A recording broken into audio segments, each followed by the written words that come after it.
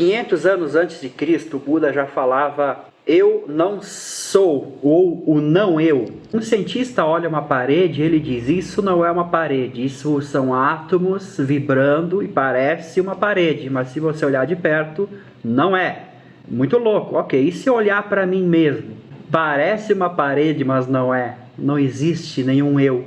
E esse conceito de não eu totalmente oriental, da filosofia oriental, da meditação. E o primeiro cara que trouxe esse conceito foi o Buda. Então, Buda seria um físico quântico.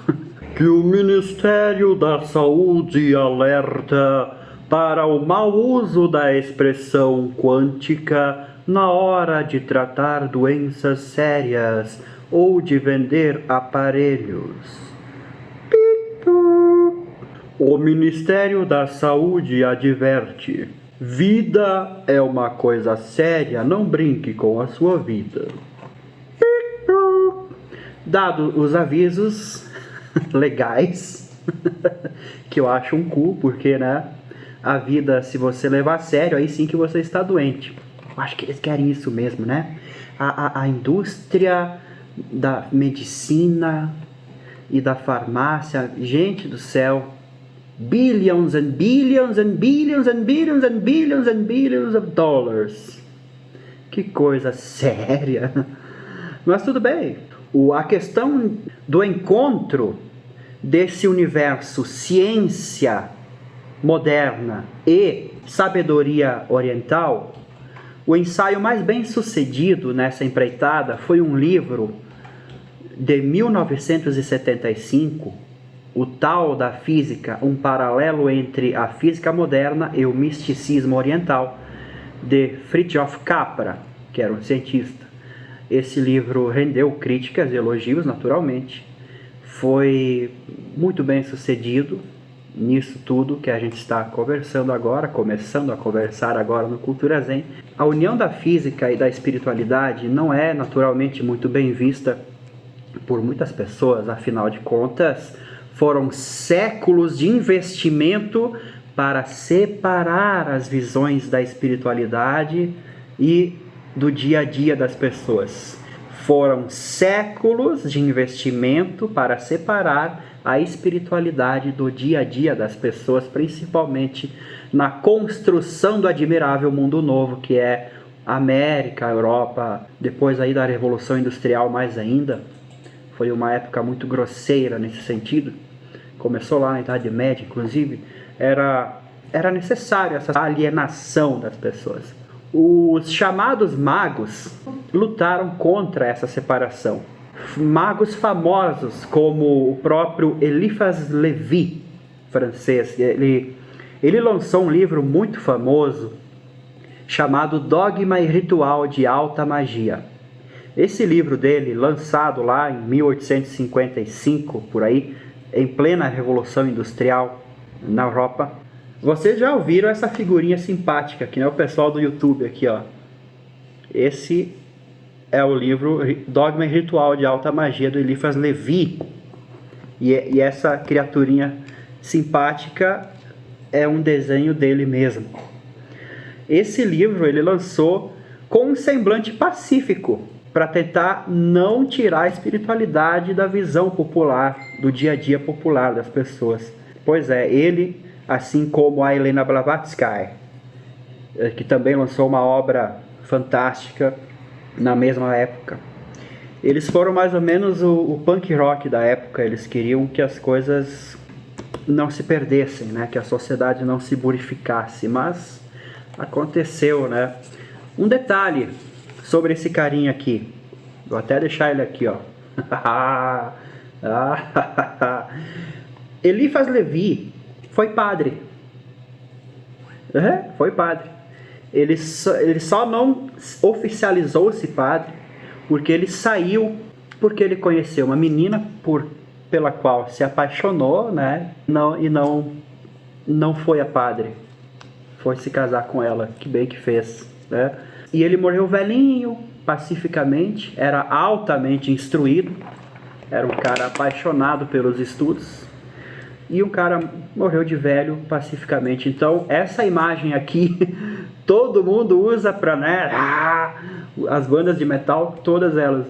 Todo esse conhecimento contém coisas científicas e espirituais juntas, que nunca se separaram, nunca deviam ter se separado. E a física quântica moderna, essa aí que a gente vai começar a falar agora, ela chegou num ponto onde tudo isso aqui voltou a fazer sentido. Então os materialistas, eles deram uma volta ao mundo e chegaram novamente na mesma condição de que a espiritualidade não pode ser separada do conceito da vida materialista. Não tem como, essa separação não foi...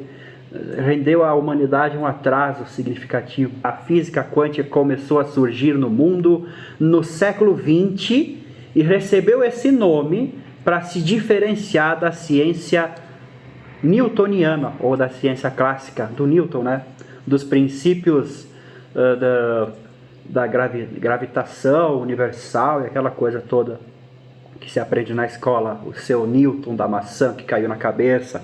O considerado pai da física quântica moderna é um alemão chamado Max Planck, em 1947. Ele disse uma frase bem interessante, ó. O mundo são lampejos de energia onde a matéria é apenas uma mera possibilidade. Foi muito além. Pops, essa parede é uma mera possibilidade. Eu sou uma mera possibilidade. E o Einstein, onde que fica nessa história? O Einstein, eu acho que ele morreu em 55. Certa vez, Albert Einstein disse o seguinte: olha, eu não quero ser chato com vocês, mas se por um acaso vocês continuarem a estudar o nível subatômico da matéria, se vocês continuarem a olhar de perto essa parede, vocês vão se deparar com fenômenos fantasmagóricos, ou seja, com coisas que não fazem mais sentido nenhum. E o pessoal continuou mesmo e testemunhou várias coisas fantasmagóricas. Um dos principais colaboradores do Einstein foi John Archibald Wheeler. Esse morreu em 2008. Ele acreditava que o observador da experiência muda o comportamento dos elétrons e das partículas. Saca a viagem. O cientista, olhando os átomos se mudam conforme a consciência do cientista. Ele descobriu que os elétrons, quando eles estão sob uma pressão muito grande, entram num estado de matéria especial chamado plasma. E nesse estado da matéria, tudo se desmancha e tudo se transforma numa energia só. Então não existe mais partícula, existe só uma vibe, só uma onda, que é a mesma coisa que os orientais da sabedoria antiga já escreviam. Tudo é um todo, não é assim? Então a ciência deu todo aquele estudo necessário para chegar na mesma conclusão. O que é a espiritualidade? Se você pegar o fio da meada dessa palavra, é uma palavra de origem grega, significa sopro ou respiração. Simplesmente isso. E os antigos cientistas eram chamados de quê? Místicos ou magos. E o que significa místico? Místico significa que é um estudante de alguma escola de mistérios. Ou seja, os caras estudavam essas coisas todas, ciência profunda. A própria definição do Zen budismo. Zen é uma experiência direta com a realidade, sem interferência da mente humana. É consciência e elétron, direto. É uma experiência assim. Porque qual é a parede dentro de nós? É o nosso ego, é a nossa psicologia. Lá no Tao Te Ching está escrito assim: a mente perturba o Tao. E o que os físicos quânticos dizem? Aqui o cara que eu falei antes, aí, o John Wheeler. Olha, eu acho que a consciência do observador altera o comportamento dos elétrons. Ele disse a mesma coisa. Em 1867, 10 anos depois desses caras aqui, Helena Blavatsky, que fizeram aquele movimento para tentar não tirar a espiritualidade do consenso geral do povo, eles diziam, olha, essa física moderna, materialista, vai cair porque não tem nada a ver. Eles já avisavam. 10 anos depois, pouco tempo, o Maxwell, ele é um cientista, ele chegou e disse assim para a comunidade científica: as teorias de Newton não funcionam no departamento mais profundo da matéria. Ou seja, tudo fica fantasmagórico, que nem dizia Einstein. As leis óbvias da matéria, que a gente conhece no dia a dia, no nível subatômico, se desmancham, não rola mais. Então, todos os físicos passaram a concordar que existem vários níveis de realidade. Um cara chamado Roger Penrose, da Oxford, olha que nome bonito, né? Que gera tanta credibilidade. Oxford. O cara sugere que cada realidade que existe tem um campo gravitacional que atrai energia. O maior campo gravitacional do momento, o point da galera, é aquele que vai acabar se manifestando como chamado mundo real. Aquele que tem mais energia gravitacional. Se lá pelas tantas mudar, que é o que estão dizendo que está acontecendo, outra realidade vai ter mais galera ou mais gravitação, então aquela outra realidade vai se manifestar para a consciência do observador, ou no caso da humanidade. Então, olha só como essas coisas são malucas. Isso é mais além mesmo. Claro que esses caras fizeram muitas experiências para chegar nisso, eles não falam com os mesmos instrumentos dos meditadores.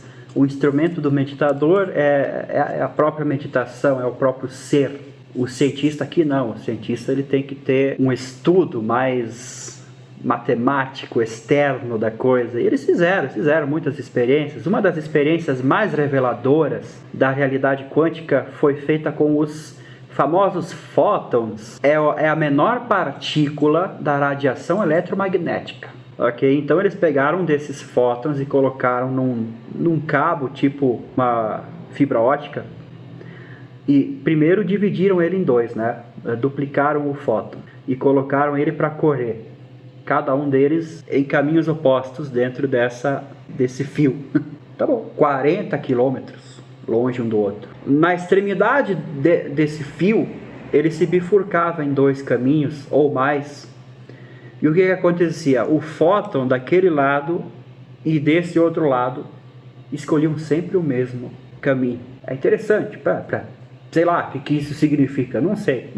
Mas eles faziam muitas dessas experiências para comprovar que tudo é um todo. E na prática, o que isso serve na minha vida? Se as paredes não é parede, se eu não sou mais eu, se eu não sou mais eu, fica bastante interessante saber um pouco mais sobre quem eu sou, afinal de contas. Então, a percepção materialista do cérebro causam distorções. Sensação de abandono, quem nunca? Sensação de desmerecimento, quem nunca? Sensação de medo de confiar nas coisas, medo de acreditar que a vida está tudo certo. Quem nunca? Você só vê, está tudo errado, não sei. As percepções estão distorcidas dentro de nós, porque a gente está preso num cubo de traumas de infância que estão ficando cada vez mais densos. É por isso que a gente olha para a vida e a gente se acha o quê? Separado do universo. A gente não se acha parte do universo. A gente não sente-se parte do universo, porque a gente está dividido com um muro de ilusões. Sacou? Então, por que estamos falando sobre isso? Porque isso é a física quântica na prática dentro de nós. A ciência materialista é aquela que diz, não, eu sou eu, a vida é a vida, as coisas são as coisas, as nuvens são as nuvens. Já a física quântica, ou a meditação, ou o Buda, a visão da magia, a visão da religiosidade inteligente, nos diria que não.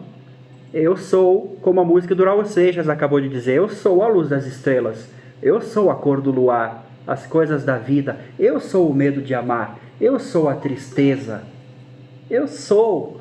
E a tristeza é a energia da vida mesmo, é só uma mera interpretação psicológica que isso seja tristeza. Estão sacando a viagem? Não existe mais a divisão, e isso é importante nas terapias também se trabalha isso. Não há divisão, eu estou triste, ou eu tenho a tristeza, ou nas doenças que são tratadas nos hospitais frios e materialistas. Eu tenho a doença, você vai ter a doença para sempre. A sua vida vai se resumir aí para o médico, se você não se ligar que você é a doença, que você é a energia que está ali, travada e que só depende de você querer mudar. Essa é uma percepção que seria espiritual, né? Percepção mais profunda das coisas, né? A gente atrai o que a gente vibra. Por isso que não adianta, a gente pode tratar dos sintomas, a gente deve tratar dos sintomas psicológicos e físicos, porém, se a gente não se ligar que tudo depende da nossa energia, da nossa atitude, porque conhecimento, gente boa, conhecimento é um motor parado. Ele só começa a andar se a gente tiver atitude baseada nesse conhecimento. Só que é muito difícil. É difícil quebrar as paredes da mente material. É difícil. Eu sei, esse é o exercício da vida. As interpretações negativas da realidade, elas são reforçadas no nosso dia a dia, porque o mundo, de fato, o nosso habitat, não tem ninguém para falar de cultura zen, não tem ninguém para dar um apoio, para reforçar a visão não cubícula, para tirar você desse marasmo, dessa visão chata e doentia. Então, esse reforço, todo esse trabalho desses caras ainda está distante do nosso dia a dia. Tem que fazer parte do dia a dia, tem que ser cultura, por isso que eu chamo de cultura zen. A cultura diária tem que ser reforçada para esse lado dessa compreensão do eu sou a luz das estrelas. Senão, cara, a gente vai passar a vida presos dentro do muro, porque todo mundo parece que reforça o muro. Todo o sistema da sociedade reforça essa visão pequena que a gente tem de estarmos separados, de termos que brigar um com o outro para ser feliz. Então toda a cultura ocidental, que é a cultura americana, ela não é uma cultura meditativa, ela não é uma cultura zen. Por isso a coisa vai ficando cada vez mais difícil. Um exemplo muito importante da seriedade disso, o original Pai Nosso, a oração cristã que Jesus nos ensinou, o original em aramaico é completamente diferente da oração que chegou até nós. Completamente diferente. E você diz, sim, mas isso não quer dizer. Não, quer dizer sim. Porque a visão do Pai Nosso que chegou até nós é dualista. Porque ela separa. Pai Nosso que estais no céu. Mas isso não tem nada a ver. Tem a ver sim. Inconscientemente isso trabalha no povo que repete isso sem parar. Pai Nosso que estais no céu, ou seja, você não é nada. Você não é a luz das estrelas. Ele é. Você não é nada. Você só diz amém. Isso é uma visão dualista engenhosamente criada, não sei por quem, não sei por quê, não é o tema de hoje, mas o original Pai Nosso em aramaico é mais ou menos assim: ó uno radiante, vós que brilhais em nós e fora de nós, até a escuridão brilha ao lembrarmos de vós. Que diferente seria se o povo rezasse essa frasezinha aí durante tantos séculos. Você acha que a mentalidade do mundo não ia ser diferente? Claro que ia. E tem gente que sabe muito bem manipular a nossa cabeça. Não sei para quê. São os estorvos da humanidade. Mas tudo bem. A gente estudou até agora como a percepção materialista do cérebro funciona. Ok. Mas e a percepção quântica, por assim dizer, do cérebro? Como é que a gente sai dessa, Leandro Zen? Bom, o programa aqui é cultural, né? Eu não sou um mestre nem um terapeuta, mas o saber como é interessante para a gente já ir pensando, aí a gente vai abrindo as portas. Então eu vou lhes trazer aqui algumas informações interessantes para a gente pensar a respeito. Vou começar com uma frase. Em primeiro lugar, a principal ilusão do homem é acreditar que existem outras coisas que alterem a sua realidade, que não seja a sua própria consciência. Você acha que outras coisas vão mudar a sua vida de fora para dentro? Não. É a sua consciência que vai mudar tudo. A parede é quebrada de dentro para fora, que nem se você fosse uma ave quebrando o ovo, né? É de dentro para fora. Quando você começa a mudar, tudo começa a mudar.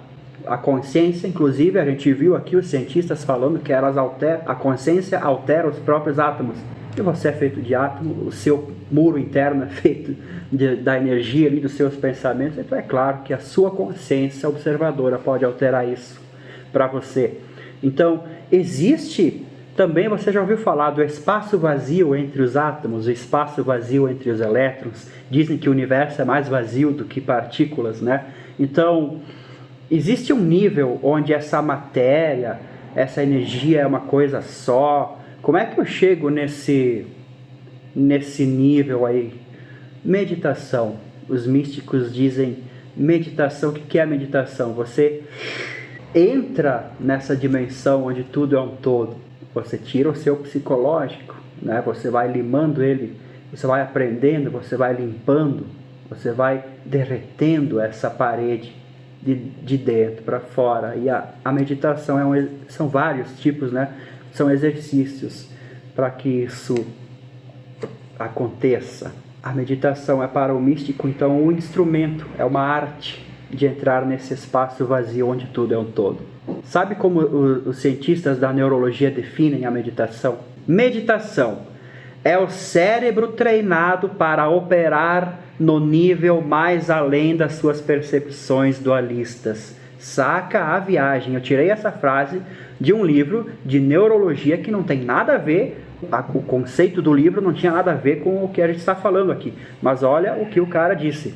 Meditação é o cérebro treinado para operar em um nível mais além das suas percepções dualistas. Nesse nível mais profundo, o exercício da nossa vontade não funciona do mesmo jeito que no nível cotidiano, diário. Ou seja, é uma outra dimensão. A parede não é mais parede. Você não é mais você. É outra forma de ser. É outro porque você já está se misturando. Seus átomos já estão virando energia. Então, ali a sua vontade é diferente.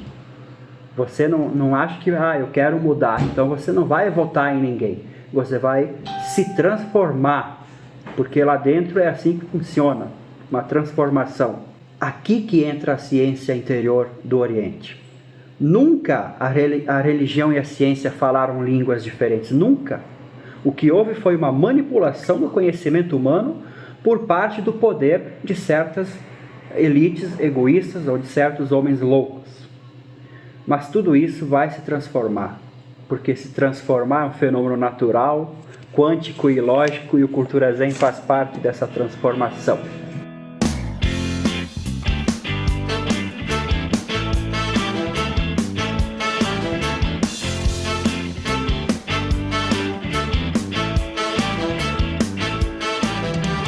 Fala, campeão.